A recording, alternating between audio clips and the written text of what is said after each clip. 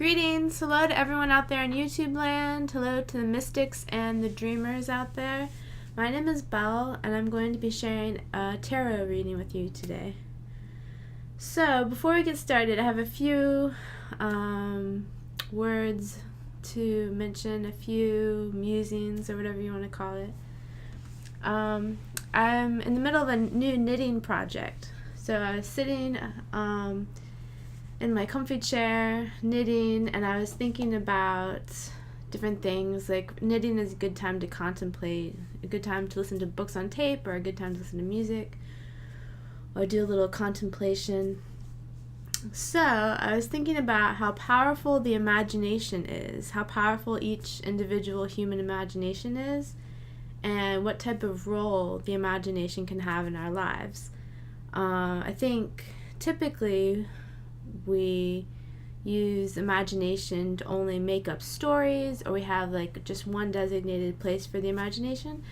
But I kind of feel like imagination is really important and just a great way to add a vibrant sense of life, a great way to plan and dream and just add all that soulful part of life to what you really want. And the way you're living, kind of. And I'm also interested in this idea that a lot of lucid dreamers or astral travelers will talk about, the idea that life is a type of dream. Like, that is so fascinating to me. I mean, life is pretty malleable. It's not as malleable as an actual dream that you're having while you're sleeping, most likely. But I really like the idea that life is a type of dream, and that through the choices we make and the way we use our imagination, we can help guide the path that our life is taking. And along these lines, thinking about dreams and imagination, one of the only things that I go by, one of the main guides to me, is that quote by Walt Whitman that says, "Dismiss what insults your soul." So I feel like we should take inspiration from a lot of different areas, different books, different wise people. We should take inspiration, but then we should have a sense of what we want and what's true to us, and dismiss what insults your soul.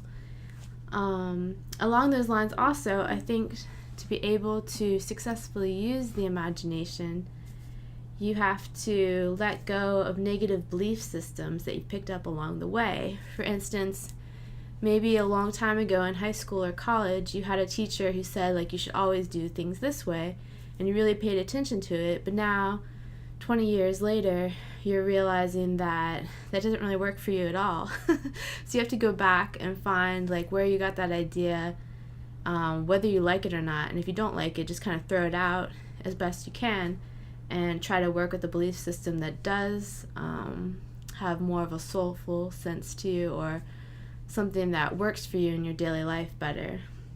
And sometimes we're not really aware that obviously of what is actually affecting us in terms of our belief systems. So I don't know, I guess, like, if in some quiet moments you can reflect on where you think some of your main ideas in your daily life are coming from, and whether or not they're working for you. And my last musing or pondering is that perhaps life is supposed to be fun. I just really think, like, I get into this angsty part of life sometimes, and even the angst and the drama and the parts that are, like, sorrowful, like, I feel like in terms of life as a ride, or life as this full experience, but just maybe one experience of many, I think that life is supposed to be fun. And, like, with that in mind, it makes you bring a little bit more of a vibrant quality to life, perhaps. I'm not sure. And, you know, there's all the different kinds of ways to argue all these topics, but those are the things I was thinking about today.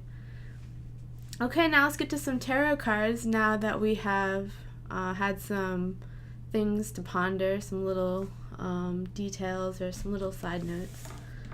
I don't know, maybe a side note might be a little harsh, but mystic philosophy, let's call that a mini Mystic Philosophy session. Okay, so I'm going to be using the same 2 decks of cards that I used last time, which are Chrysalis Tarot and Shadowscapes Tarot, both completely beautiful in their own ways. And I don't have my cup of coffee, so I'm not going to be taking leisurely sips of coffee this time. Although I did share my ponderings, so it's already at 5 minutes. I don't know. Just have to keep going. Okay, the first card of the Chrysalis Tarot is the Hermit card, which is represented by this beautiful old lady who is the storyteller. I really love this card. There's so much imagery there. There's like mandalas, there's lights, there's outstretched hands, there's like crows and wings. So much to work with this card. It's just beautiful. That's all I have to say about this card is that it's beautiful. But I guess I could say a little bit more.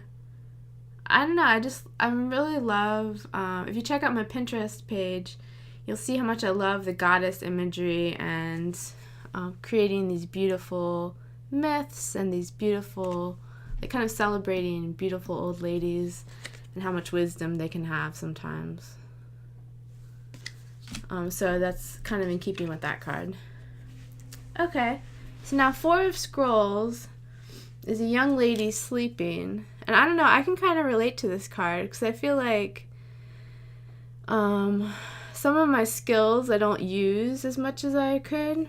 So it's kind of like she's sleeping on top of all this wisdom. I don't know if anyone else out there can relate to that idea that you have some skills on the back burner that you feel like you want to use more. The next card is 5 of Scrolls. This is the wisdom with a sword through it. And I'm just making that connection between the scrolls and perhaps some written wisdom. This is kind of like demanding something almost. It's almost like you're fed up or you're demanding something. 4th card is 7 of Scrolls. Wow, we're getting a lot of Scrolls cards. I'm not sure what they're supposed to be. Maybe we should check that real quick. Let's see if this works or not. Just gonna check and see what the suit of Scrolls means. Scrolls represent the element of air and the intellect. The specific attribute of the suit of Scrolls is intuition, which is that suit's highest value. Scrolls are truth-bearing cards pointing to clarity of thought. Okay, so Scrolls are like the intellect and intuition. That's very interesting. Okay, 7 of Scrolls, there's a fawn. I think that's the character. And 2 doors available. And all these scrolls kind of scattered on the ground, and he's holding one of them. I don't know, this is how I feel sometimes as I approach spiritual writing. There's so much, and I feel like everyone has good ideas. And at the same time, you feel like you're just like kind of wandering through like so much information. I mean, and that's also the way that I enjoy working with spiritual literature, is I want to get a good overview. I don't want to just focus yet on one particular path, which is a little unusual perhaps, but that's just me. So I feel like this is kind of like, not necessarily overwhelmed, but feeling a bit lost or a bit like you're wandering through all this spiritual literature or some other type of literature. And then it's like there are these doors to go through, and you're hesitating to go through the doors because you're waiting to get through all this material, but maybe you should just take a little bit of the material and get on your way. That's one way to interpret that. The last card of the Chrysalis Tarot is also 3 of Scrolls. Wow, I just drew these randomly, so that is really interesting how heavily it's relying on the suit of Scrolls, other than the beginning, which was the Storyteller Hermit card represented by the crone. 3 of Scrolls we've gotten before. It's perhaps this idea that nature could be at odds with the intellect at some points, maybe in our culture sometimes. That's interesting that we got so many scrolls. Okay, let's move on to Shadowscapes Tarot.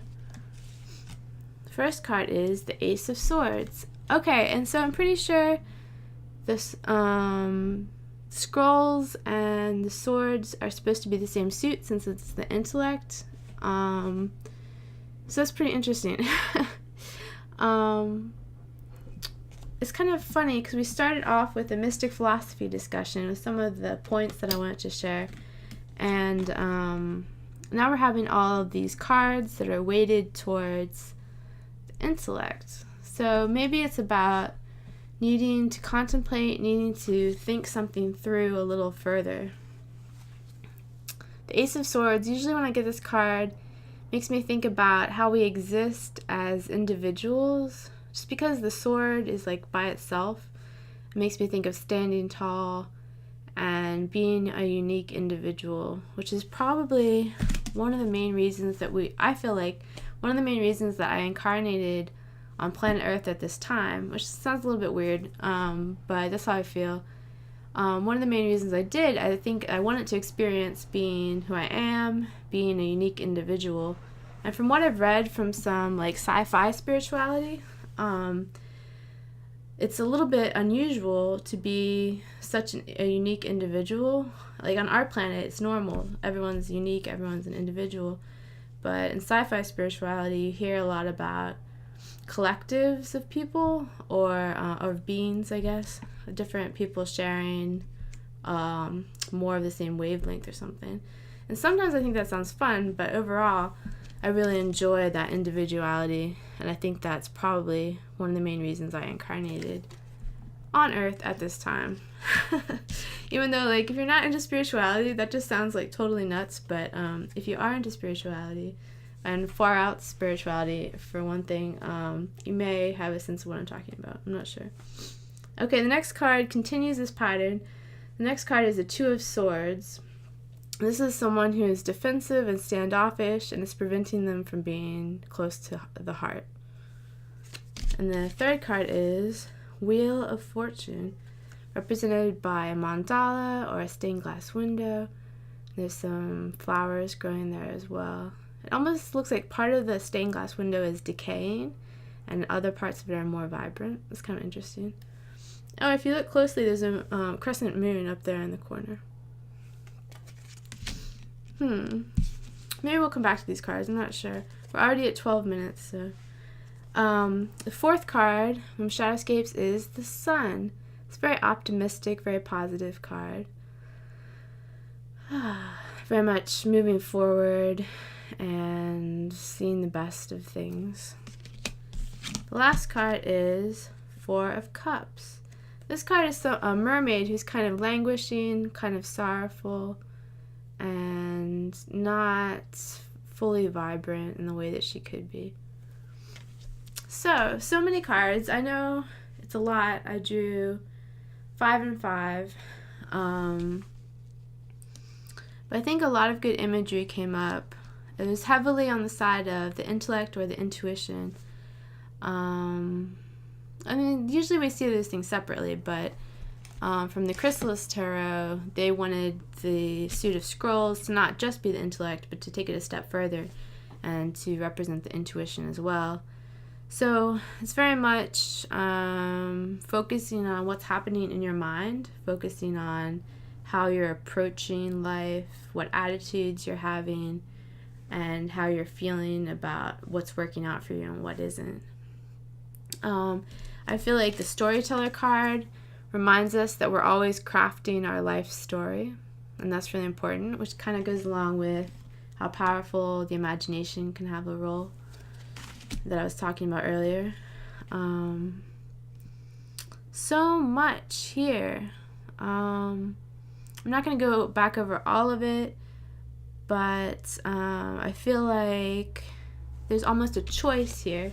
There's a lot of stuff happening with the mind, a lot of intellect or intuition, and then towards the end we get a choice between the optimistic Sun card or the kind of apathetic and languishing Four of Cups card.